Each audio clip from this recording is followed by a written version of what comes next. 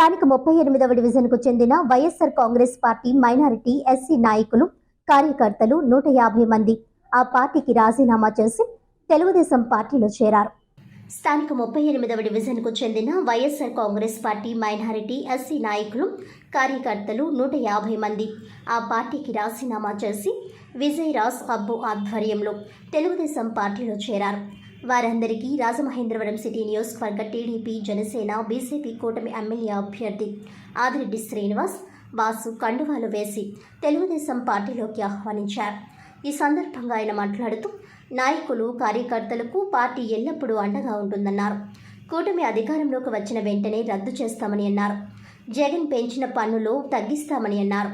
నిత్యావసర వస్తువుల ధరలు తగ్గించేందుకు కృషి చేస్తామని అన్నారు. ప్రజల సంక్షేమం కోసం చేపట్టాల్సిన అన్ని కార్యక్రమాలను చేపడతామని అన్నారు. అందుకు త్వరలో జరగనున్న ఎన్నికల్లో సైకిల్ గుర్తుకు ఓట్లు వేసి తనను ఎమ్మెల్యేగా గెలిపించి చంద్రబాబు నాయుడిని ముఖ్యమంత్రిని చేయాలని పిలుపునిచ్చారు. ఈ కార్యక్రమంలో పి సత్యనారాయణ, బషీర్, పండు, ద్వారా రవి, అమీర్ రాజ్, స్థానిక టీడీపీ నాయకులు, కార్యకర్తలు, అధిక సంఖ్యలో అభిమానులు, యువకులు, మహిళలు పాల్గొన్నారు.